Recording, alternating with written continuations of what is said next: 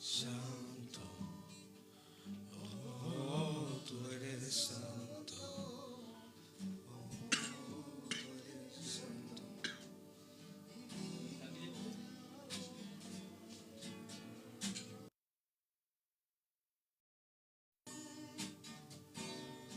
Los días de mi vida te adoraré para los restos de la vida. Gloria a tu nombre, Espíritu Santo. Te damos gloria a ti, Dios. Manifiéstate a tu pueblo por medio de tu palabra. Gracias, Espíritu Santo. Muerte diste vida, te adoraré, te adoraré. Aleluya. Gloria a tu nombre, Señor.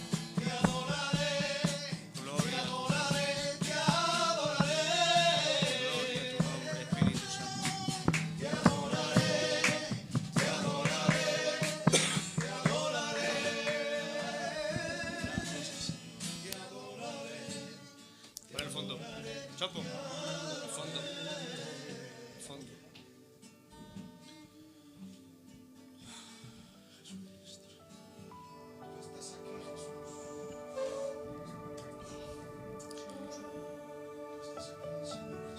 Bueno, buenas noches.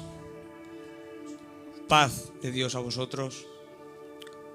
Gracias le damos a Dios por una noche más, ¿no? Que nos deja estar aquí y hacer esto para vosotros. El motivo de esta campaña de evangelización no es para nosotros, ni para alcanzar fama ni alcanzar méritos, sino para mostrar a aquel que merece toda la gloria y todos los méritos, que es Cristo Jesús. Y en esta noche, como la palabra es excelente, tenemos un invitado excelente. Y vamos a exponer la palabra, que es la que transforma las vidas, la que puede cambiar a las personas por medio de su palabra. Queremos exponer la buena noticia del Evangelio, que el Evangelio es el que cambia. Queremos ser como aquellos serafines que dicen que con 2 alas vuelan, con 2 cubren su rostro y con 2 cubren sus pies. No queremos que se nos vea a nosotros, sino al que está sentado en el trono. Queremos que en esta noche sea glorificado el Hijo de Dios. Porque mira, hay mucha debilidad en la vida. Hay fracasos, hay gente con complejos, con fracasos en la vida. Y quizás por circunstancia no puede entrar al culto, por su mentalidad o lo que fuera. Pero dice el capítulo 36 de Jeremías: yo te hablaré, como a mí no me dejan entrar, lo dirás tú. Se lo dice a un amigo suyo. Quiero decirte que hoy, por medio de los medios de TikTok, la palabra de Dios entra a tu vida. Quizás tú no quieras bajar, no quieras por circunstancias, pero la palabra de Dios llega en todo momento. Y es la única que puede transformar las vidas, cambiar los ambientes. Y queremos en esta noche, ¿cómo no?, junto con nosotros, darle la alabanza, la gloria al Cordero. En esta noche se va a exponer la palabra. No confiamos en lo que tenemos escrito ni en lo que sabemos. Confiamos en el poder del Espíritu Santo. Porque Él es el que coge las palabras y da vida a la gente. Nosotros, por mucho que podamos hablar, no podemos hacer nada, sino por el Espíritu Santo. Y en esta noche, Diego, tenemos un invitado de honor que a mí me complace y me llena de alegría poder presentar a mi amigo Adán. ¿Qué tal si encendemos la luz, por favor? Ahora sí. Hombre, por favor, esto es parla, aquí hay nivel. Me complace de orgullo presentar a nuestro amigo Diego de toda la vida, de nuestra infancia. Totalmente de acuerdo. Contentos. Muy contentos y alegres de tenerte aquí, Adán. Porque sabemos que te conoce mucha gente, pero habrá gente que no te conoce. Y Dios te ha puesto aquí, y lo creo por fe, porque este es el cuarto día de campaña que tenemos. 3 días de muchísima bendición y hoy no va a ser menos. Amén. Yo sé que el pueblo necesita palabra y Dios te ha enviado aquí para que sea compartida hoy a través de ti. Providencia divina, como hablábamos. Amén. Si estás aquí es porque Él ha querido, porque tiene mucho pueblo. Tiene mucho pueblo detrás de una red social. Como he dicho antes, nuestras circunstancias las puede cambiar solo el Señor. La herida que sangra en el interior, Diego, esa herida que nadie ve y que nadie puede curar, solo la puede curar alguien. Y está en el capítulo 53 de Isaías. Dice que por su llaga hemos sido sanados. No por sus llagas, por su llaga, porque Él solo era una llaga. Él cicatriza nuestras heridas. Él sana a los quebrantados de espíritu. Capítulo 4 de Lucas, ¿no lo dice Adán? El Espíritu de Dios está sobre mí por cuanto me ungió Dios para dar la buena noticia. Y esta es la buena noticia. Dios sigue contando contigo. Dios está en tu casa. Dios quiere hablarte hoy por medio de su palabra. Amén. Y en esta noche, como decíamos Diego, tenemos un invitado de honor. Maestro, profesor de la EBED, de candidatos de la zona de Madrid. Pero para nosotros es Adán. Ya está, no hay más. Total, con el que me mato cada vez que me veo. Bueno, Adán, cuéntanos. Que Dios os bendiga. Aleluya. Bueno, la verdad que para mí siempre es un honor hablar de Dios, un privilegio que nadie merece. Nadie merece el privilegio de hablar de Dios. No merecemos saber de Él. Él nos hace aceptos, dice la Biblia, en el amado. Amén. El programa se llama A Solas con Jesús. No, Tiempo con Jesús. Tiempo con Jesús. A Solas es la Es iglesia otro. de mi amigo Israel. Tiempo con Jesús, y hoy venimos a hablar de Jesús, que me lo pedía mi amigo Isaac, porque me escuchó una predicación específica y me dijo que predicase eso, y para mí pues es un gusto estar con mis amigos, con Isaac, con Diego y todos los que están detrás, que también los conozco a todos. Y nada, esperando que el Señor, si quiere Él, nos utilice para el bien de su pueblo. Claro que quiere. Él siempre quiere. Hay que decir también, Isa, de que el Adán no ha venido solo. Oh. Ha venido con otro hombre de Dios, Amén. que no habla mucho, pero su silencio dice demasiado. Una persona buena, de corazón, cristiana, que es nuestro hermano Aarón. Quiero que pases por aquí, Aarón. Tienes que pasar por aquí, Aarón. Sí. Tienes que venir.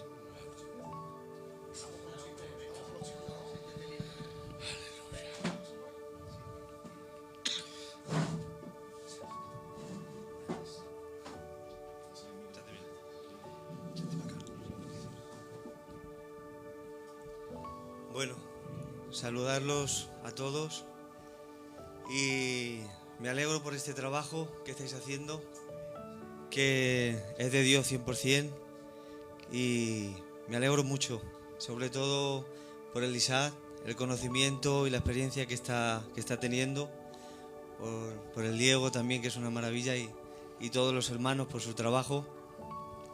Todo aquel que me escuche, si es ahora o es más hacia adelante, decirles que orar por estos chicos, que Dios les siga capacitando, les siga dando fuerzas, porque detrás de todo esto hay mucho esfuerzo. Que he estado hablando con ellos y hay mucho esfuerzo. Y nada, acordaros de ellos y orar por sus hogares y por su familia. Amén. Que Dios os bendiga mucho a todos. También nos visita un amigo mío de Nube de Gloria, se llama Ricardo. Dios te bendiga mucho. Gracias por venir. Y bueno, sabéis que tenemos una petición en España, que es nuestro niño Emanuel, que es Dios con nosotros, el significado. Y yo sé que Dios está con esa casa. Y vamos a orar 30 segundos. Y después de 30 segundos damos comienzo a la palabra. ¿Qué les parece? Voy a levantar yo la voz, ¿vale? Gracias, Espíritu Santo, Dios mío. Gracias por utilizarnos, Dios mío, por acordarte de nosotros en medio de tanta gente, Señor. Te pido por el niño Emanuel, Dios mío, como por todas las peticiones que se van a exponer. Gracias porque tú tienes mucho pueblo aquí, Señor. Y para eso nos has llamado, Señor. Atráelos con lazos de amor, Dios mío. Gracias porque tú haces todo lo posible para traerlos. Gracias porque tú eres un Dios de amor y de misericordia, que no los vas a avergonzar, sino que los vas a abrazar, Señor. Te pedimos por nuestro niño Emanuel. Visita a la familia, a los padres, Señor, a los abuelos. Visítalos allí donde están, Señor. Visita a mi iglesia de Parla que te necesita. Gracias por tu palabra. Gracias por todo en el nombre de Jesús. Adelante, Dan.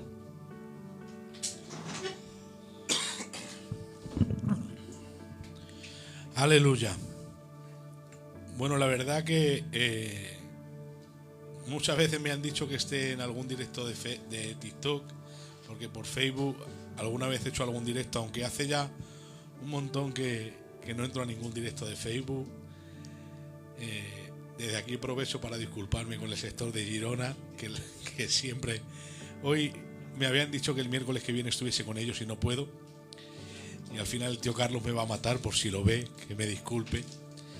Hacía años que no hacía directos y en TikTok yo creo que es la primera vez que me meto en un directo para predicar, porque no sé, nunca he estado en los TikTok. Pero bueno, siempre hay una primera vez. Me decía Isaac que hablase un mensaje que me escuchó acerca de la cruz, y este mensaje realmente es un estudio convertido en predicación. Pero ahora el formato que quieren compartir no es ni estudio ni predicación en la forma expositiva que yo suelo predicar. Entonces no sé cómo va a salir. Fluye. Voy a intentar darlo medio estudio, medio predicación, medio evangelización. Pero lo que sí, este mensaje, este estudio lo motivó el asunto de la gente que vive como si Cristo nunca hubiese muerto. Y no me refiero solamente a los incrédulos, me refiero también a los creyentes que viven como si Cristo nunca hubiese muerto. Porque yo mismo me autodefraudaba de mí mismo al pensar que no sabemos valorar el sacrificio de Cristo. No lo sabemos. Parte de ello puede partir del desconocimiento en algunos sentidos, que puede ser que desconozcamos partes del sacrificio de Cristo que no nos permitan valorarlo como debiéramos. Y esto me motivó a hacer un estudio, y luego a su tiempo el mismo estudio lo convertí en predicación de una forma un poco más sencilla que el estudio. Entonces lo que motiva lo que voy a hablar hoy es valorar el sacrificio de Cristo. Amén. Yo creo, sin lugar a dudas, que el sacrificio de Cristo es la base que sustenta el cristianismo. Amén. Y vamos a ser sinceros, se habla muy poco del sacrificio de Cristo. Se predica más de Salomón, de David, de Sansón, de Gedeón, y en alguna que otra iglesia hasta de María se predica más que de Cristo. Y eso es una verdad como una casa.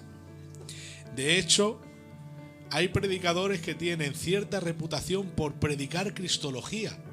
¿Os habéis dado cuenta de eso?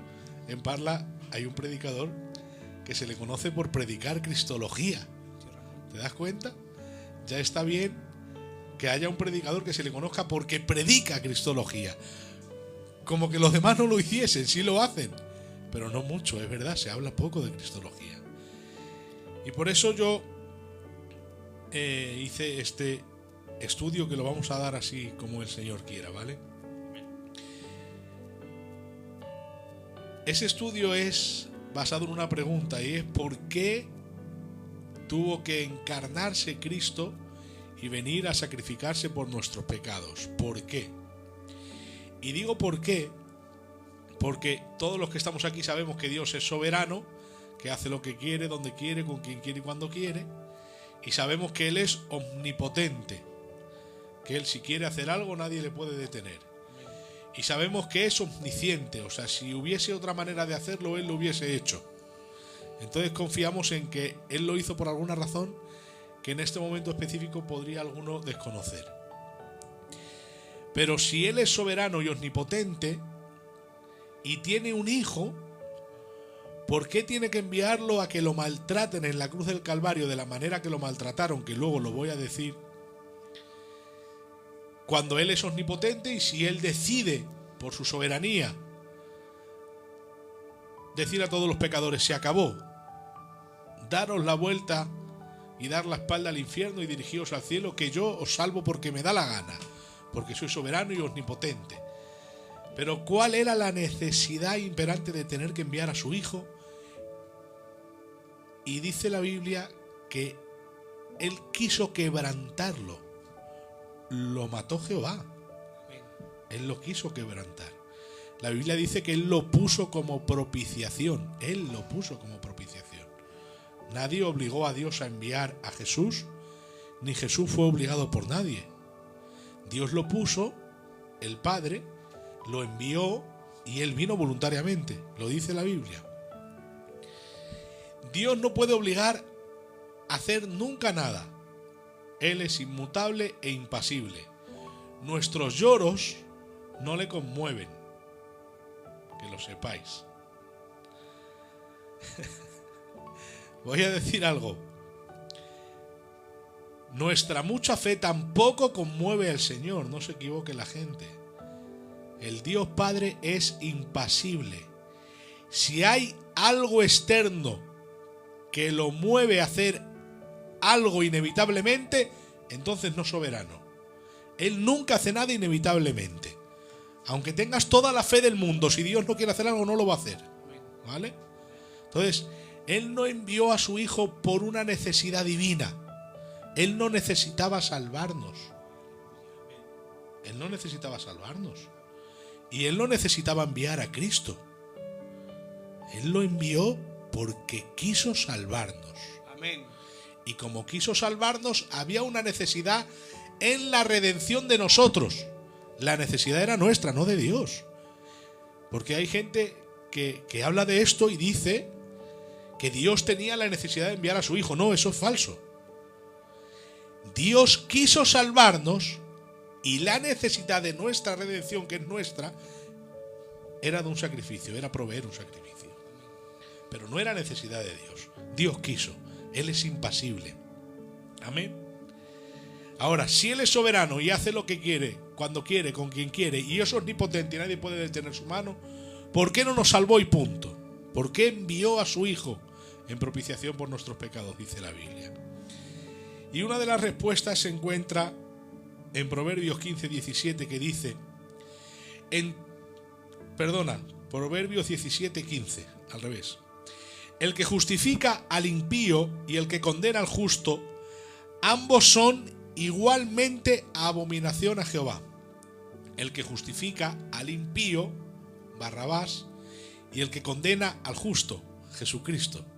Ambos son igualmente abominación a Jehová. Ahora, dice la Biblia que todos nosotros hemos pecado. Todos nos debemos a una. Que todos estamos destituidos de la gloria de Dios por cuanto todos pecaron. Todos tenemos prohibido el acceso a la gloria. Eso es lo que quiere decir. No hay justo ni aun uno que siempre haga el bien y nunca peque, dice Eclesiastes. Todos pecamos.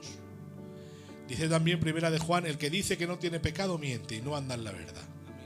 Amén. El que dice que no ha pecado es mentiroso. No dice el que peca todos los días. Que alguna vez, no sé si habéis escuchado ese verso en esa versión inventada. El que peca todos los días, eso no existe. Hay cristianos que se tienen largas temporadas en santidad y en consagración. De hecho, hablando acerca del pecado continuo, una vez un padre a un hijo le dijo, padre, ¿se puede vivir sin pecar? Y el padre le dijo, no, hijo, eso es imposible. Y le dijo, ¿y puedes estar sin pecar un mes?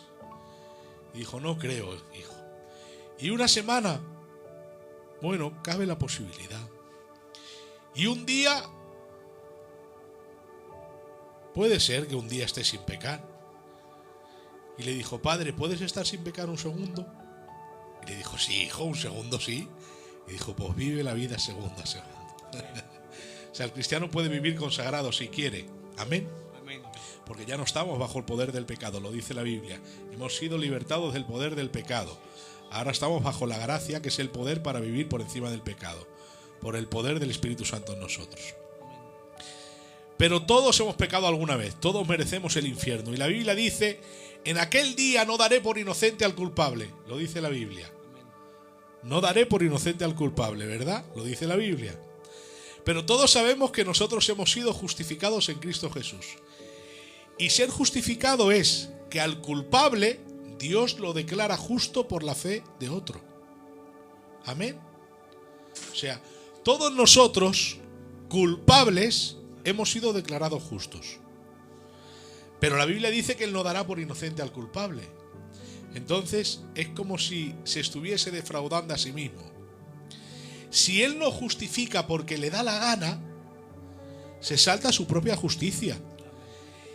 Y hay cosas que Dios no puede hacer. Tú has escuchado eso de Dios lo puede hacer todo, ¿verdad? Pues yo te digo que Dios no lo puede hacer todo. Es verdad que Dios lo puede todo, y es verdad también que Dios no lo puede hacer todo, porque Dios no puede mentir. ¿Lo dice la Biblia? Amén. Lo dice la Biblia. Dios no puede mentir. También dice la Biblia, si fuésemos infieles, Él permanece fiel porque no se puede negar a sí mismo. Lo dice la Biblia. No se puede negar a sí mismo. Bien, pues Dios es justo y no puede declarar justo a nadie injustamente. La Biblia dice que el que justifica al impío es abominación a Jehová. O sea, Él abomina el que a un injusto lo tratemos como justo sin serlo.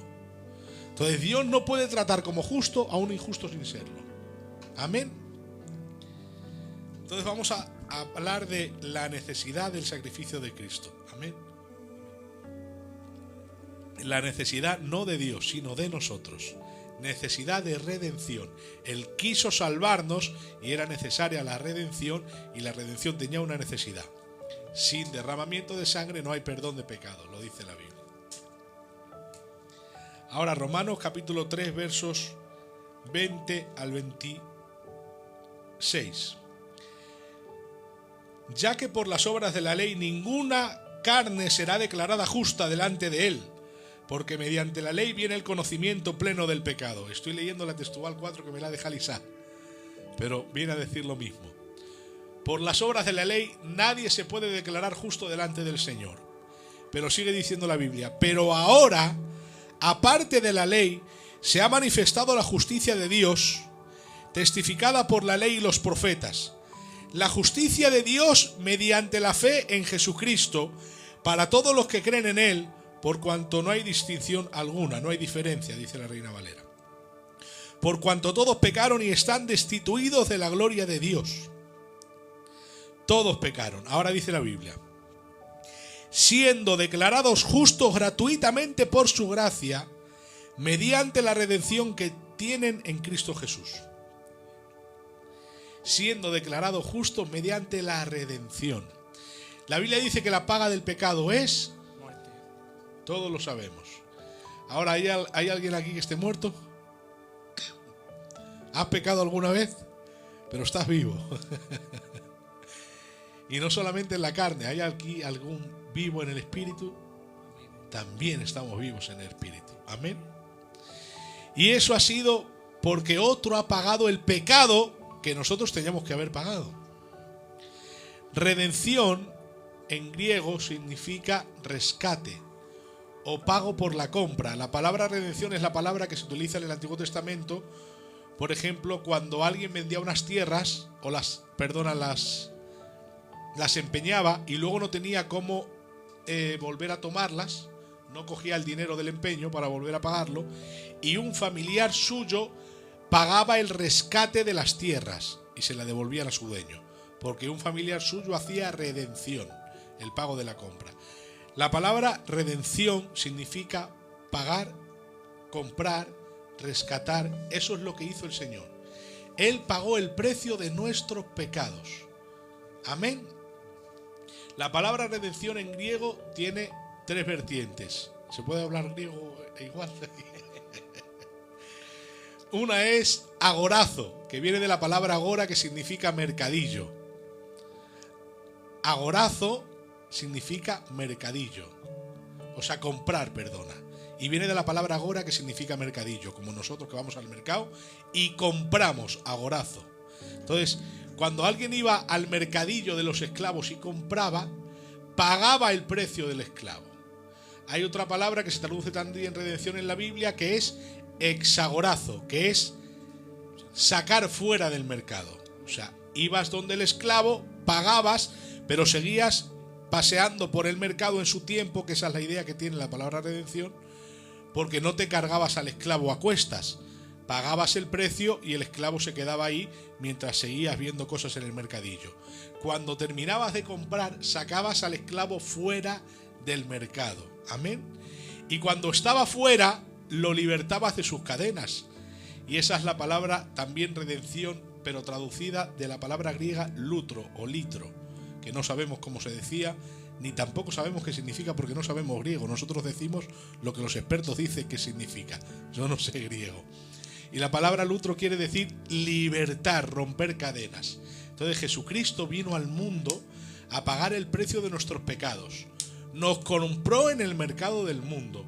Nos sacó fuera del mundo para que nadie nos pueda esclavizar y rompió nuestras cadenas y somos libres frente al pecado. Amén. Amén. Es por eso que nosotros tendríamos que haber pagado con muerte nuestro pecado. Pero como otro murió en nuestro lugar, nos compró, nos sacó del mercado, el diablo ya no nos puede esclavizar, el pecado tampoco, ni los hombres, dice la Biblia, no os hagáis esclavos de los hombres, estad en esta libertad con la que Cristo nos libertó. Y como estamos fuera del mercado, Cristo dice que rompió las cadenas de nuestros pecados. Libertados del pecado, vinimos a ser siervos ¿de quién? De Jesucristo. Ahora este es siervo de Jesucristo, no del pecado. Amén. Pastor, es que yo no puedo dejar de fumar. Sí puedes, no quieres. Eso es verdad. Porque Cristo ha roto las cadenas de tu pecado. Amén. Amén.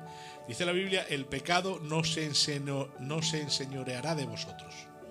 Pues no está bajo la ley, sino bajo la gracia. O sea, el pecado no es vuestro Señor. Ahora vinisteis a ser siervos de Dios en la justicia. Amén. Tenéis poder para dejar de pecar. Lo tenéis de verdad.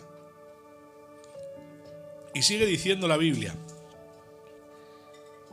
a quien Dios exhibió o puso, dice la Reina Valera, como propiciación por medio de la fe en su sangre. La palabra propiciación, que era una de las preguntas que me quería hacer Diego, significa apaciguar ira. En el Antiguo Testamento la palabra propiciatorio, que todos conocéis, significa cubierta. Pero en el Nuevo Testamento la palabra en griego hilasmos significa apaciguar la ira. Esa palabra griega viene del hecho de que los griegos tenían muchos dioses. No sé si recordáis cuando Pablo, dice la Biblia, fue a Atenas y dice que enardecía su espíritu por ver la idolatría de la ciudad. O sea, se encendía en ira por ver que la ciudad estaba llena de ídolos. Y dice la Biblia, pasando por vuestros altares he visto uno que estaba inscrito al Dios no conocido. ¿Sabéis por qué tenía un altar levantado los griegos al Dios no conocido? Se supone que ellos tenían más de 1500 deidades.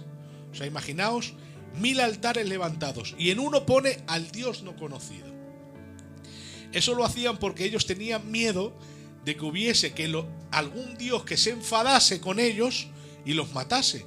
Entonces los griegos se inventaron un tipo como de hostigación a sí mismo, como de hacerse daño, como lo del Camino de Santiago, de nuestros hermanos catos. Y era un tipo de flagelación para apaciguar la ira de los dioses, porque tenían miedo de que se manifestase y los matase. Entonces, cuando éste ve el altar al Dios no conocido, el propósito de ellos era: si hay algún dios de 1500 dioses, 1500 altares, si hay alguno que no le conocemos, levantamos este y si viene a matarnos le decimos: no, este es tu altar, el Dios no conocido. Perdonad, es que he venido bastante malo. Entonces, a ese miedo a esos sacrificios que se hacían, a esa autodemanda, a esa autofragelación, a ese autosufrimiento que se infligían, se le llama propiciación.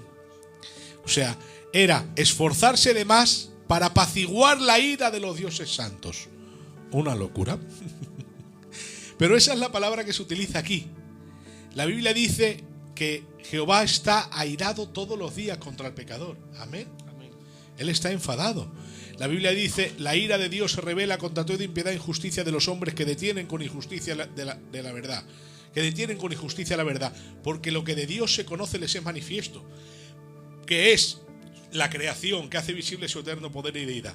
Pero ven que Dios ha creado todas las cosas y ellos siguen haciendo males. Entonces Dios en su ira los entrega a pasiones desordenadas. Lo dice Romanos capítulo 1. Dios está enfadado con el mundo. El mundo es enemigo de Dios, lo dice la Biblia. Amén. Nosotros no, el mundo sí es enemigo de Dios. Y ahora, esa ira tenía que ser echada sobre alguien. Porque Jehová dijo en el Antiguo Testamento: no daré por inocente al culpable. Esa ira la tiene que pagar alguien. Dios está enfadado por el pecado y con el pecador todos los días. Pero no hemos visto que Dios haya pagado el pecado contra nosotros. Porque todos los que estamos aquí vivimos bien. La mayoría de los que nos ven, también la mayoría. No todos tendrán una buena condición en la carne. Pero mayormente vivimos bien. No estamos pagando ninguna consecuencia del pecado. Porque esa consecuencia la pagó otro. El enfado que Dios tenía con nosotros lo puso en su Hijo. Dios puso como propiciación a Cristo por medio de la fe en su sangre. Cristo ha apaciguado la ira de Dios. La ira de Dios se revela contra la impiedad e injusticia, porque Dios es justo y cuando tú traspasas su justicia, Él se enfada. O sea, por eso decimos que la ira es una pequeña hija de la justicia. Cuando la justicia es traspasada, se revela en ira el Señor. Pero Dios, que quiere revelarse en ira contra los pecadores que aceptan a Jesucristo, no puede, porque Dios a sí mismo se ha autopuesto una propiciación, y ese es Jesucristo. Esto es lo que decimos, es que Dios nos mira a través de su Hijo. Dios nos mira a través de la sangre de su Hijo y por eso nos ama, y nos ama de manera real, porque en su Hijo satisfizo la justicia.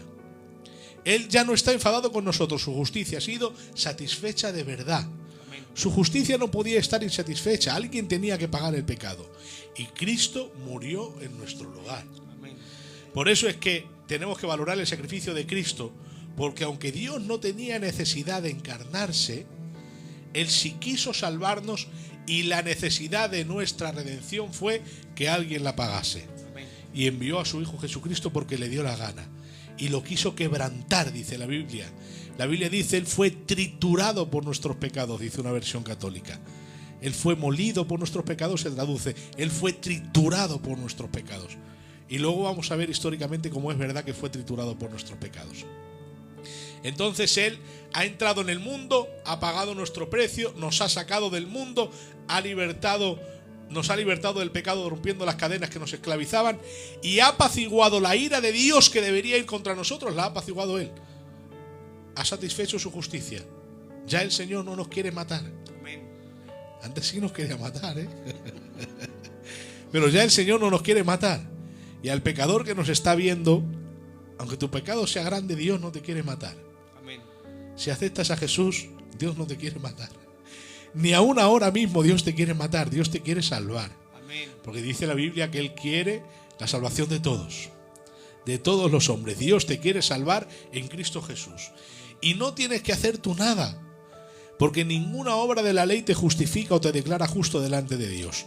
Tú lo único que tienes que hacer es aceptar a Jesucristo. Amén. No puedes hacer nada porque ya ha sido pagado un precio infinito que tú no puedes llegar a pagar nunca. Él ha pagado el precio de nuestros pecados. Su sacrificio es el que ha calmado la ira de Dios Santo. Pero la ha calmado de una vez y para siempre, dice el libro de Hebreos. Ya no necesita más sacrificios. Dios ya no está enfadado contra el pecador. Si se arrepiente, Dios lo abraza. Y ahora sigue diciendo la Biblia. Dice: a quien Dios puso como propiciación por medio de la fe en su sangre, para mostrar su justicia, a causa de haber pasado por alto los pecados previamente cometidos en la tolerancia de Dios. Me gusta esta versión en este versículo porque él pasó por alto los pecados pasados, dice la Reina Valera. Y aquí dice en la tolerancia de Dios. Hay gente que traduce esto como que Dios disimuló de los pecados pasados, mirando la futura redención y propiciación de Cristo. Ignora o se hace el ignorante o tolerante, que es una palabra muy fuerte, pero cabe destacar que Dios disimuló de los pecados pasados, y es que lo hizo de verdad. Cuando David se le presentó a Natán, David que adulteró y asesinó, se le presentó el profeta Natán y le dijo: tú eres el que ha cometido este pecado. Y David se puso triste y le dijo Natán: pero no te preocupes, David, Jehová ha remitido tu pecado. Que no se puede traducir Dios ha perdonado tu pecado literalmente. Remitir significa reenviar dos veces.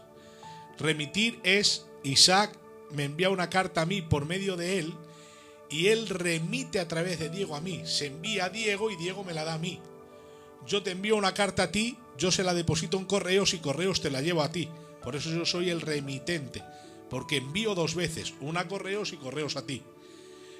¿Qué quiso decir Natán cuando le dijo a David: tu pecado ha sido remitido? ¿A quién le envió David la ofensa? ¿A Dios hacia arriba? David pecó contra el cielo. Contra ti he pecado, lo dice la Biblia también, ¿sabes? Se peca contra Dios. ¿Y Dios a dónde envió la ofensa? Al futuro. David envió su ofensa al cielo y Dios envió la ofensa al futuro. Y mirando el sacrificio es que podía pasar por alto los pecados del tiempo pasado. Entonces no disimulaba de cualquier manera.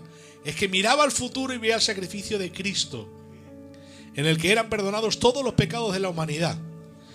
Dios ahora, para perdonar pecados, mira al pasado o al futuro. ¿Dónde mira? Al pasado, porque la cruz ha quedado atrás en el tiempo. Pero aún sigue presente y su sangre todavía está saliendo de la cruz para perdonar pecados. Amén. Porque la cruz es el centro de la salvación de toda la humanidad. Amén. Antes de Cristo, en el tiempo de Cristo, después de Cristo, hoy todavía y hasta siempre. La cruz es el perdón del pecado de toda la humanidad en todos los tiempos. Amén. Pero ahora, la Biblia dice que Él tiene que castigar al impío, ¿verdad? Si no lo castiga, Él es injusto. Pero para justificarnos justamente, ¿qué tiene que hacer? Enviar a su Hijo, pagar el precio, calmar la ira y depositar nuestra fe en Él para que su sacrificio sea efectivo sobre nosotros. Por eso dice: para la demostración de su justicia en el tiempo presente, para ser justo cuando declara justo al que es de la fe de Jesús. O sea, si Él justifica al impío sin proveer ningún medio de salvación, con todo lo soberano que era, hubiese cometido abominación contra sí mismo. Pero Él no quiere hacer eso. Él quiere salvarnos justamente. Entonces hay una necesidad en el hecho de nuestra salvación, que es la redención de nuestros pecados y la propiciación de su justicia. La calma de la ira de Dios en el sacrificio de Cristo. Y de esta manera Él puede manifestar su justicia. Por eso dice, para manifestar su justicia. Porque si Dios manifiesta su justicia antes de Jesús, ¿cómo la manifestaría? En muerte para todos los pecadores. Amén. Él, para manifestar su justicia, pasa por la sangre de su Hijo, calma su ira, apacigua su ira, su justicia satisfecha, el pago de nuestros pecados está hecho, no tiene que pagar de nuevo el pecado ningún pecador de los que están viéndonos en ningún sitio.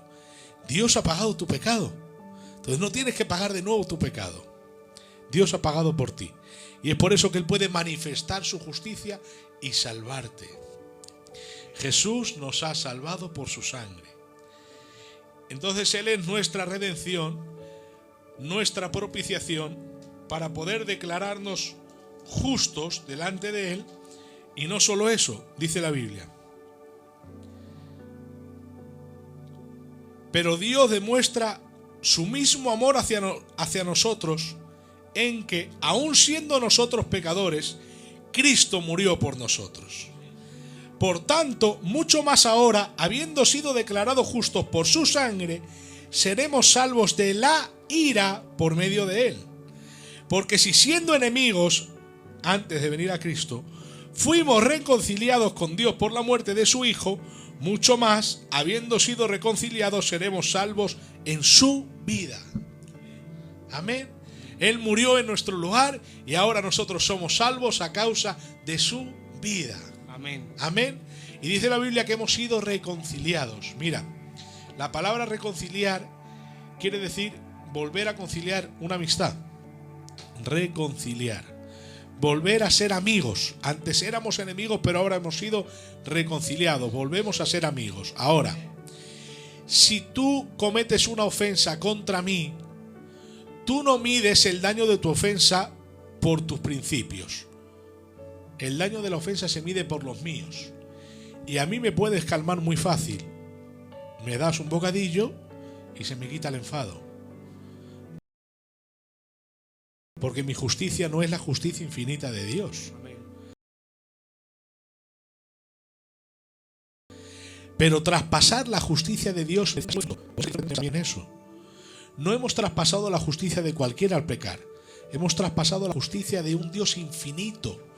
Por eso merece el sacrificio de un ser infinito. No podían sacrificarse ángeles. No podían sacrificarse miles y miles y miles de animales. No podía sacrificarse el mejor de los hombres. Tenía que sacrificarse uno en identificación con los hombres, pero en identificación con Dios.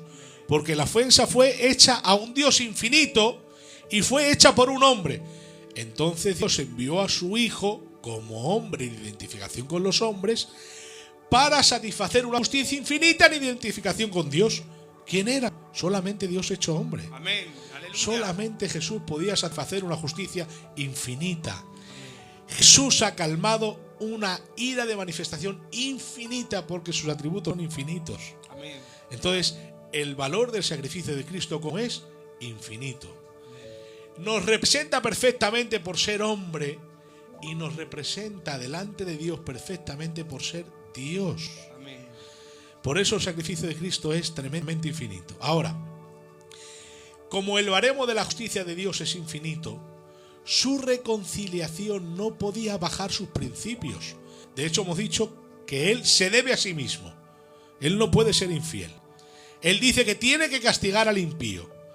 Ahora, ¿Él ha rebajado su fidelidad o su justicia para declararnos justos? Por todo lo que hemos leído, no. Él no se ha sobajado para hacerse amigo nuestro. Tú a mí me ofendes y aunque yo tenga unos principios más altos que los tuyos, yo puedo sobajar mis principios para volver a ser amigo tuyo y punto. Pero Dios no puede negarse a sí mismo. Y Él no rebajó ni su santidad, ni su justicia, ni ninguno de sus principios morales. ¿Sabes lo que hizo? Nos elevó a nosotros. Por eso nosotros estamos escondidos en Cristo Jesús. Amén. Estamos sentados en lugares celestiales. Y ahí es que hemos sido benditos con toda bendición espiritual. Porque Él nos ha elevado al nivel infinito de justicia por Cristo Jesús. Porque nosotros no la tenemos. Es la fe en Cristo Jesús, por la que tú eres declarado justo de una manera infinita, de tal forma que puedes entrar en el cielo con confianza plena, con limpieza de conciencia, dice el libro de Hebreos. No solamente limpieza externa como el sacrificio levítico, sino limpieza interna, en la conciencia incluso, dice la Biblia. Limpias nuestra conciencia, nos podemos acercar al trono de su gracia para hallar oportuno socorro. Amén. No tenemos que tener miedo, porque Dios en verdad no está enfadado con nosotros. Él no ha rebajado su santidad ni su justicia. Él nos ha elevado al nivel de su santidad y su infinita justicia por la justicia del infinito Dios que moría en la cruz. Dios no puede morir, pero el que moría en la cruz es Dios, dice Samuel Pérez Millós. Nosotros lo creemos. No nos pudo salvar un Dios rebajado, como dicen los gnósticos, o un hombre mesías con poderes sobrenaturales pero que no era Dios, como dicen los judaizantes. nos tuvo que salvar Dios, porque solo Dios puede perdonar pecados. La justicia infinita no lo podía satisfacer un ser finito. Jesús tiene que ser debidamente infinito. Amén. Si no, no satisface el sacrificio de la cruz. El perdón de nuestros pecados es traspasar una justicia infinita, y el precio que ha pagado por nuestros pecados es un precio infinito. Solo Dios es infinito. Solo tenía valor Dios. Si no, nosotros todos estuviésemos muertos en nuestros delitos y pecados.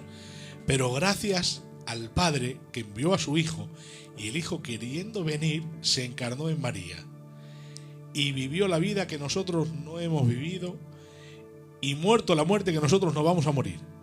Cristo sufrió por nosotros, para que seamos hechos amigos de Dios. Amén. Mira, esto es un panorama. No sé si me he liado mucho con las palabras, pero esto es un panorama bíblico del sacrificio de Cristo. Pero histórico, no sé hasta dónde puedo hablar por las palabras para que no os quiten el TikTok este. Porque al hablar esto a veces se dicen prácticamente palabrotas por el hecho de la crucifixión histórica. Eusebio de Cesarea es un historiador cristiano del primer siglo, y él relata lo que era una crucifixión. Él dice que el látigo romano, casi nadie superaba ese castigo. El látigo romano no es la vara hebrea, que algunas veces desde algunos púlpitos se han dicho. A Jesús le sometieron al castigo con vara hebrea 2 veces, como para exagerar. Dicen 40 menos 1 y 40 menos 1. Algunas veces he escuchado eso yo de niño.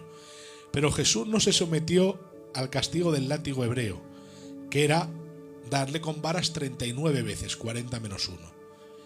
Y 2 veces, 78. Eso no fue el látigo de Jesús. El látigo de Jesús se hacía entre 5 romanos ebrios. Seguramente habéis visto en la película de la Pasión de Cristo que ellos tienen vino encima de la mesa y van bebiendo. Y eso lo hacían para perder la conciencia de lo que estaban haciendo. O sea, para quitarse el pudor se emborrachaban. Para quitarse la lástima, para que no les diese pena. Lo hacían entre 5 verdugos para empezar a latigarle, y si uno se cansaba, se tomaban relevos. Y entre tanto que estaban descansando, estaban bebiendo vino para emborracharse. Entonces, entre 5 latigaban a un hombre, y los látigos eran un mango con tiras de cuero, y al final de la tira ataban o hueso afilado o hierro afilado. Cuando golpeaban la carne, se clavaba, y cuando tiraban hacia atrás arrastraban verdaderamente la carne.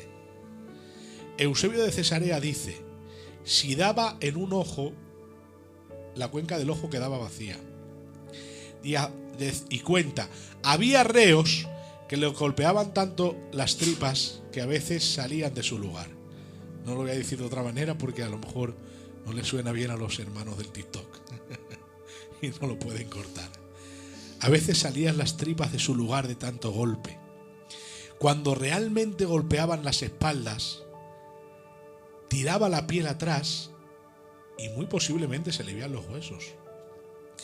La Biblia dice, como si fuesen una hipérbole: contar puedo todos mis huesos. ¿Habéis escuchado eso? Es que es posible que fuese real, porque el látigo romano era darle entre 5 verdugos en relevos para no cansarse y golpearle por todos los sitios.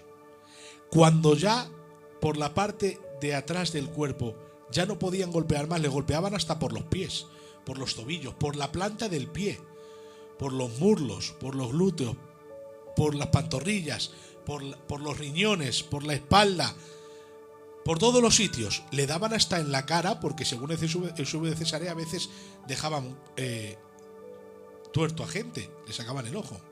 Que no quiero hablar fuerte por esto, que lo pueden cortar.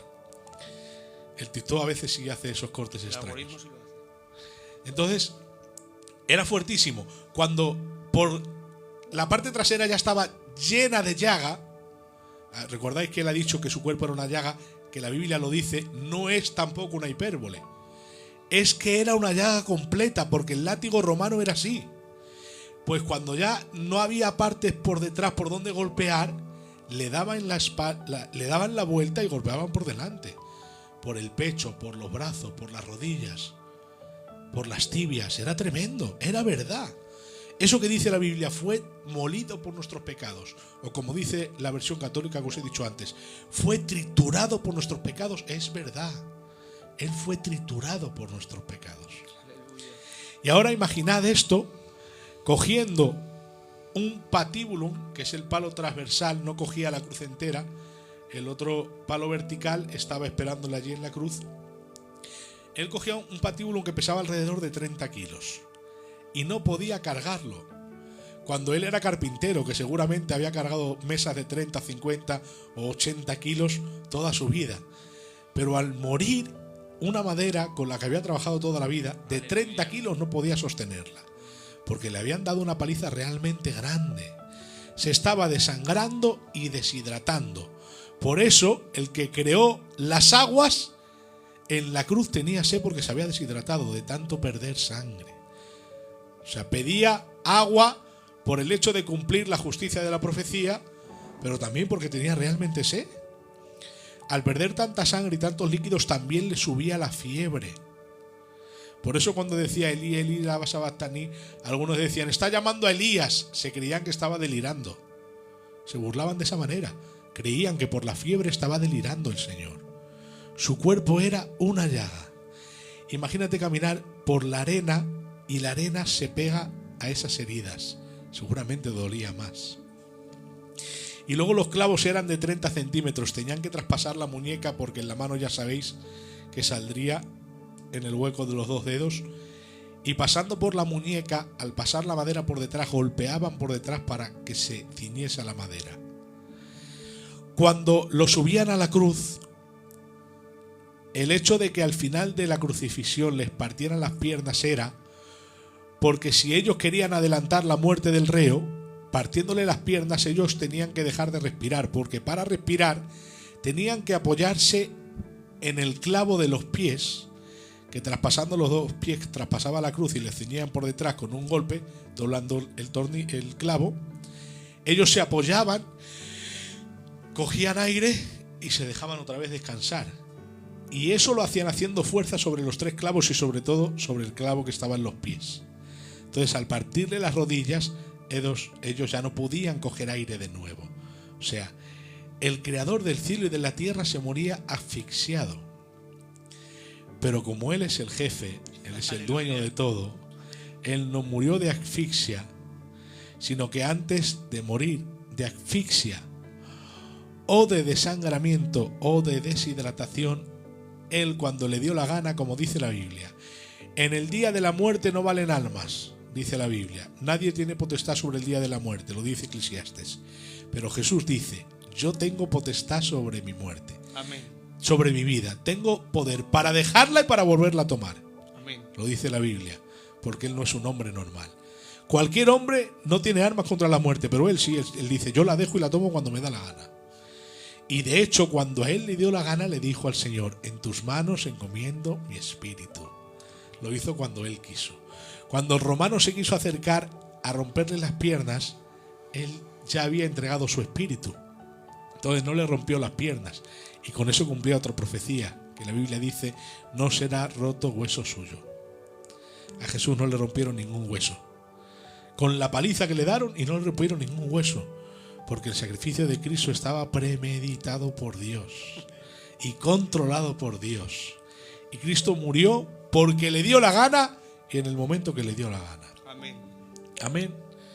Pero ciertamente Él sufrió nuestras dolencias y llevó nuestras enfermedades. Y por su llaga hemos sido curados de nuestro pecado. Amén. Así que no vivamos como si Cristo nunca hubiese muerto, porque de hecho Cristo murió. Amén. Nada, si queréis hacer preguntas o algo. Yo creo que viendo la imagen de la cruz es impresionante. No merecemos nada y Él nos lo ha dado todo. Hay un libro que dice Francisco La Cueva: todo hombre muere e inclina la cabeza, pero Él murió cuando quiso, como quiso. Dice que Él inclinó la cabeza y luego expió el espíritu. Él murió cuando Él quiso. Cuando decía que tenía sed, dice que cogieron un hisopo. Un hisopo es como una esponja y le daron de beber. Ese hisopo te lleva al Éxodo, Adán. Y esa sangre del sacrificio, del Pesaj, era puesta sobre los dinteles con un hisopo. Dice que él le dieron de beber con un hisopo, porque la sangre que se iba a derramar era la misma, simbolizando el Éxodo. La sangre que nos ha libertado del poder del pecado y de la muerte, que ha satisfecho la ira, la justicia de Dios. Yo creo que es un mensajazo. Yo me la he gozado. Si hay alguien ahí que nos está viendo, por favor, si quiere aceptar al Señor como su Salvador, tenemos un siervo de Dios aquí. Puede tomarle confesión. Si te ha hecho bien la palabra, puedes escribirlo, puedes escribir de dónde nos ves. Esto está hecho para ti, para que interactúes con nosotros, para que te descargues con nosotros, porque Cristo te ama y lo demostró, como ha dicho nuestro hermano, en una cruz. Ese es el mayor logro, es un misterio. Diego. Amén. Qué importante es recordar la muerte de nuestro Señor Jesucristo.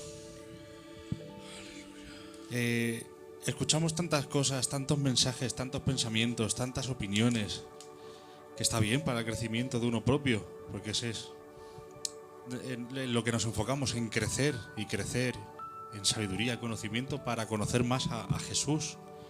Y muchas veces nos olvidamos de ese mensaje, como ha dicho Adán. Qué necesario es recordar lo que Jesús hizo por nosotros. En el momento en el que nosotros pensamos que porque crecemos en conocimiento somos mejores, te acuerdas del mensaje de la cruz y dices: no soy nadie, no soy nada. Y es cuando más agradeces al Señor, al sentirte tú de menos y al hacerle a Él como es, hacerle grande, el dueño, el creador, todopoderoso, sublime. Qué importante es, Adán. Gracias, de verdad. Hacía mucho que no te escuchaba, macho. Me he gozado. Como bien dice Schaffer, Él es el mejor hombre para Dios, pero Él es el mejor Dios para el hombre. Jesucristo, hombre. No hay nadie como Él. Su obra no se puede igualar. Su obra es excelente en todos los aspectos.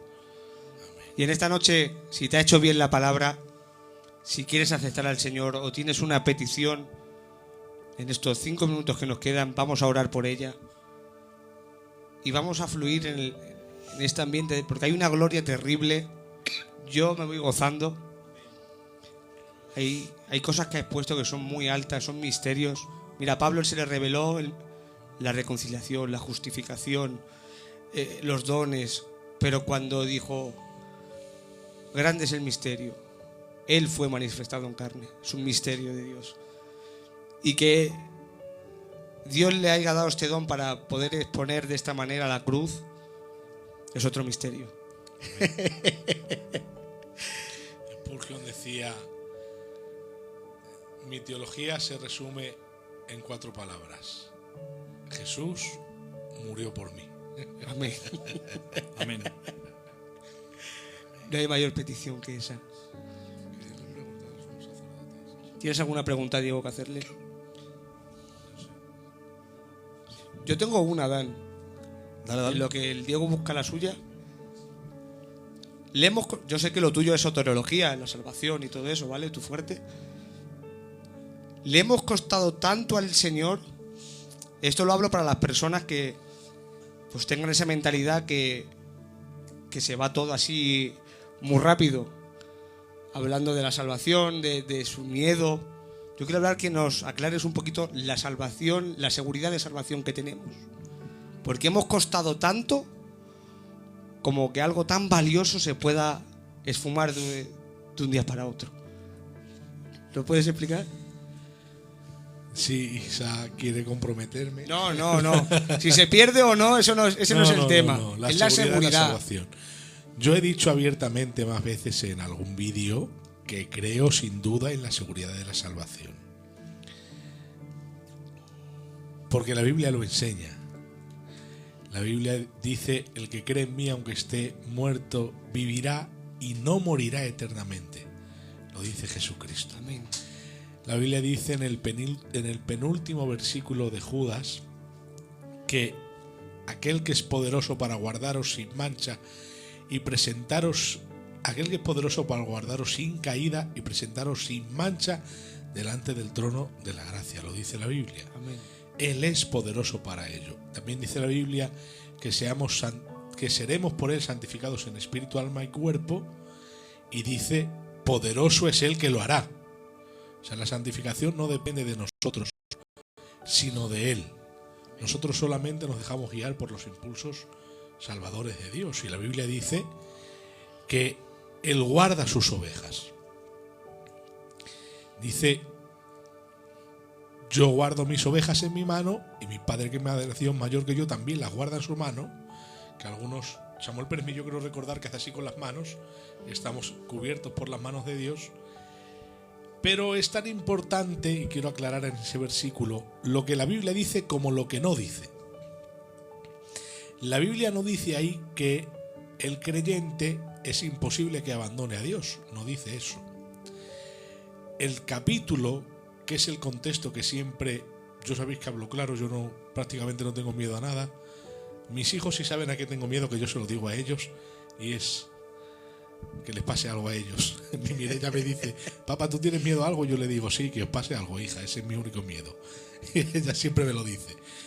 Pero a mí no me da miedo mentar a los calvinistas y decirles que este capítulo para mí personalmente lo miran fatal, y sobre todo este versículo. Porque ahí la Biblia no está diciendo: es imposible que un creyente se pierda porque Dios nos guarda. No, eso no está diciendo ahí la Biblia. Ahí la Biblia está diciendo que hay ladrones y asaltadores que no son el pastor verdadero. El pastor verdadero soy yo, que cuido las ovejas. ¿De quién nos cuida? De los falsos maestros. Ese es el contexto. Amén. No está hablando de salvación. Never. Nunca. Eso para que se le apunten. No saquéis el verso de contexto. Está diciendo: Dios nos guarda con su mano, y estamos en la mano del buen pastor, guardados de ladrones y asaltadores, para que no arrebaten las ovejas, en el sentido de las falsas doctrinas, etcétera, etcétera, etcétera, por ejemplo. ¿Vale? Para que no se aprovechen también de las ovejas los falsos maestros, pidiéndonos diezmos que no necesitan, para comprar cosas que no necesitan. También Dios nos guarda, porque la unción misma nos enseña quién es verdadero y quién es falso. Entonces Él nos está guardando de los ladrones y asalteadores, de los falsos pastores. Eso no quiere decir ahí que el creyente no pueda apostatar. Lo que ahí está enfatizando es la protección de Dios de sus hijos. Amén. Pero no que sus hijos no puedan decidir apostatar. Amén. ¿Me he explicado? Amén. Entonces, claro que Dios nos guarda de ladrones y asaltadores, claro que Dios nos guarda sin caída y sin mancha, pero es evidente que dice la Biblia también: el que esté firme, mira que no caiga. Entonces también la Biblia nos exhorta a no caer. Amén. Mirad que no haya en ninguno de vosotros corazón malo de incredulidad para apartarse del Dios vivo. El creyente verdadero no se puede apartar. Bueno, ¿y ese versículo para quién es? ¿Para un inconverso? O sea, yo le puedo decir a alguien que no está en un camino: ten cuidado, no te desvíes de ese camino. Me va a decir: Adán, pero si yo no estoy en ese camino, no tiene sentido, es ilógico. Y la Biblia no dice cosas ilógicas. Amén. La Biblia, esta mañana le he dicho a un amigo, la Biblia no se escribió para agnósticos, platonistas, aristotélicos, no. Se escribió para gente del vulgo para que lo entendiese. Y cuando la Biblia dice, mirad que no haya en ninguno de vosotros corazón malo para apartarse del Dios vivo, es porque puede haber entre creyentes corazón malo para apartarse del Dios vivo. Amén. Y si te apartas es porque estás, si no, no te puedes apartar. Yo lo creo así. Yo creo que hay posibilidad de apostasía. Creo que es una cosa súper extra ultra difícil. Pero la posibilidad de apostasía no es inseguridad de salvación. La seguridad de salvación depende de Dios, depende de que nosotros somos guardados por Dios. Somos guardados por Dios. O sea, nosotros somos salvos y guardados por el poder de Dios para alcanzar la salvación. Y ese poder es omnipotente. Ahora, eso no nos convierte en robots. Nosotros podemos abandonar el camino de salvación, pero eso no nos convierte en débiles franqueables frente a los demonios y al enemigo y al pecado y a la carne, y que en cualquier forma nos vamos a ir y nos vamos a perder. No, el sacrificio de Cristo no tiene agujeros. Es un sacrificio firme, es una plataforma gigantesca. Amén. Y apostatar no viene de la noche a la mañana. Por eso yo creo en la seguridad de la salvación, pero con posibilidad de apostasía. Pero sin duda creo que Dios nos guarda mediante el poder para alcanzar la salvación, porque lo dice la Biblia. Amén. Dile, Diego. Yo tenía dos, Adán, la que te he dicho, la que más te guste, sobre Ponte bien la naturaleza de Cristo o el sacerdocio según el orden de Melquisedec. La que tú... Lo primero era...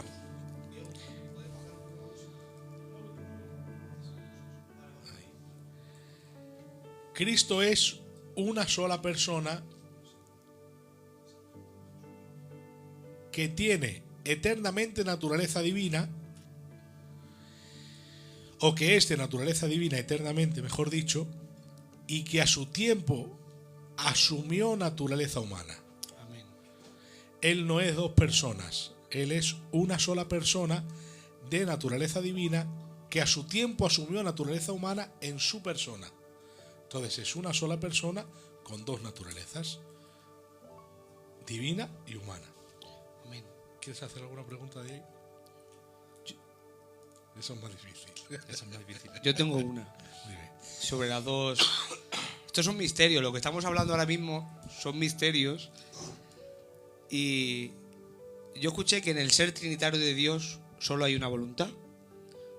Pero claro, en la persona de Jesús hay dos voluntades. La persona de Jesús tiene una voluntad, pero cuando dice, Padre, no se haga mi voluntad, sino la tuya. Tenía que, como esclavo, doblegar su voluntad a la divina. Es una pregunta que me respondió yo solo, ¿puede ser? Sí, si lo estás afirmando. A ver, hay una lucha de si en Cristo tenía una sola voluntad o dos voluntades. El asunto es que Cristo es, como he dicho, una persona de naturaleza divina eternamente. Está el responsable en el TikTok. Sí, lo he visto. Te invitamos a un programa responsable. Cristo en su naturaleza divina tiene voluntad. Ahora, cuando asume naturaleza humana, la naturaleza humana no está incompleta, ¿vale? Al asumir naturaleza humana, dice que vale. Al asumir naturaleza humana, asume una naturaleza humana. Rafi, de esas capturas. Sí. Asume una naturaleza humana completa, no incompleta. Él asumió una naturaleza humana que es constituida por cuerpo, alma y espíritu.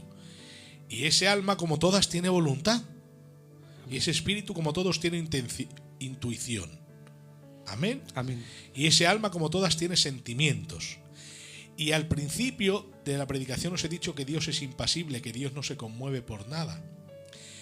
Pero el Dios impasible, en su naturaleza divina, asumió naturaleza humana que es pasible. Y por eso Jesús lloró y se entristeció hasta la muerte. Porque yo a su tiempo, cuando descubrí, porque para mí fue un descubrimiento en la teología propia, la impasibilidad de Dios, yo dije, Señor, entonces nunca te voy a hacer llorar, ni de alegría. Y me sentí muy mal. Y dije para mí mismo, dije, nunca voy a enseñar la doctrina de la impasibilidad. Lo dije, orando. Digo, Señor, esta doctrina tuya nunca la voy a decir. Pero luego recordé que Jesús, o que el Verbo se hizo carne. Amén. Y al asumir naturaleza humana, Dios, el impasible, es pasible. Aleluya. Y a Jesús sí le podemos hacer sonreír y llorar y conmover. Lo que pasa es que su persona, en su naturaleza divina, no es pasible, es impasible. No se conmueve. Entonces no le vamos a manipular, pero sí le podemos hacer sonreír. Y le podemos dar una alegría en su alma humana, que aún la tiene. Y en esa alma humana tiene naturaleza. Y como Dios eternamente, tiene voluntad. Y como Dios eternamente tiene voluntad en su naturaleza divina. Entonces, en la única persona de Cristo hay dos naturalezas con dos voluntades. Eso sí o sí. Porque si no sería incompleta. Las herejías que surgieron a su tiempo en el desarrollo de la cristología histórica era que Cristo no tenía alma humana. Que eso puede ser apolinarismo. Decía, ¿cómo va a tener alma humana? Si Cristo tiene alma humana, Él podría pecar y estaríamos en grandes problemas. Pero Cristo no puede pecar, aun a pesar de tener alma humana, porque su alma humana es el alma humana de la persona del Verbo eterno, que es impecable. Dios no puede pecar, porque solo tiene un sujeto de atribución.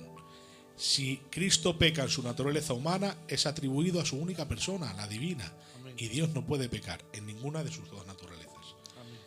Y ya está. Ya está que nos metemos ya por... Ya he dicho dos cosas malas o tres. Estás que ya te quitas la cartilla.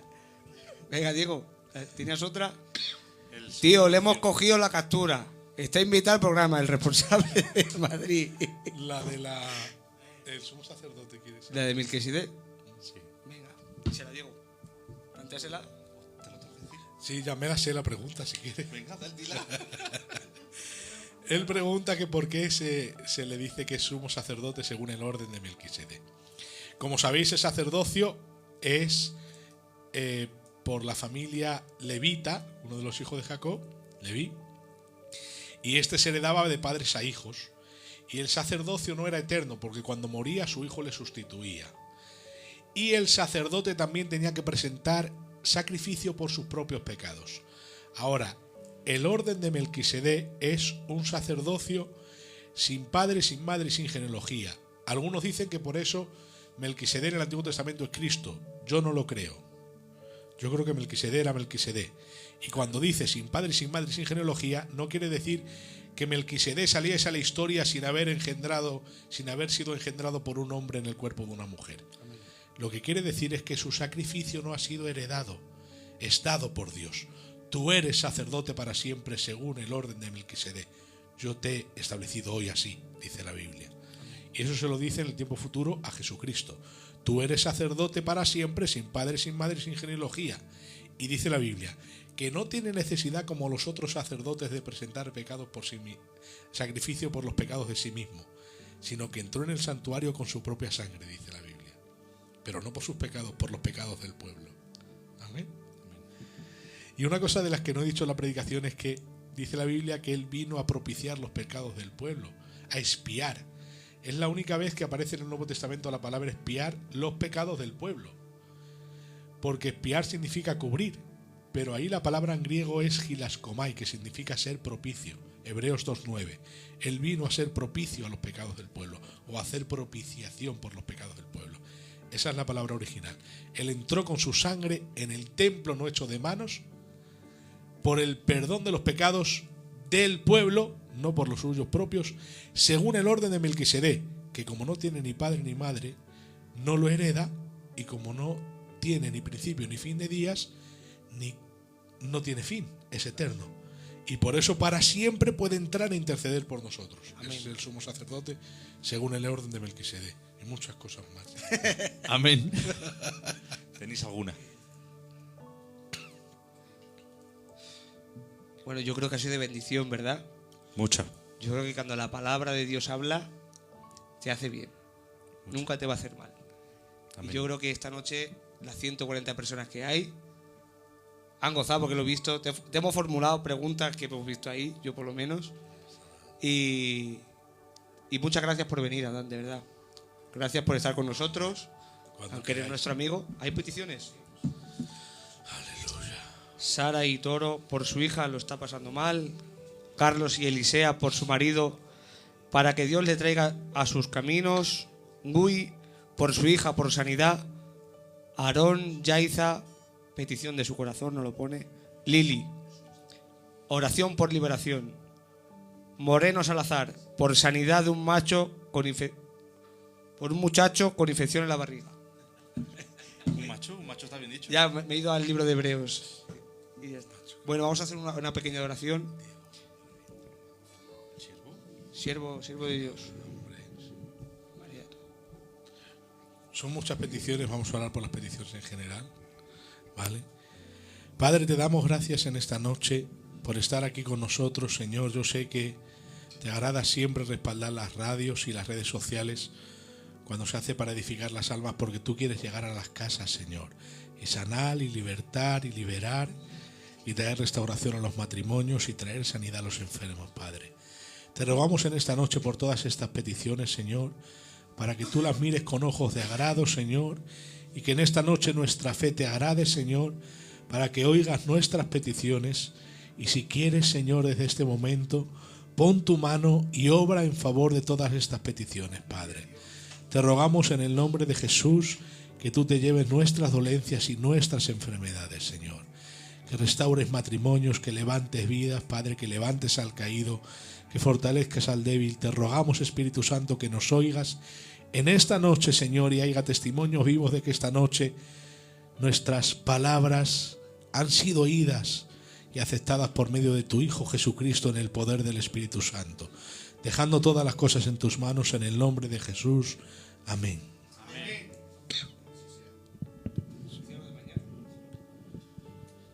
Bueno, hermanos, que Dios os bendiga mucho.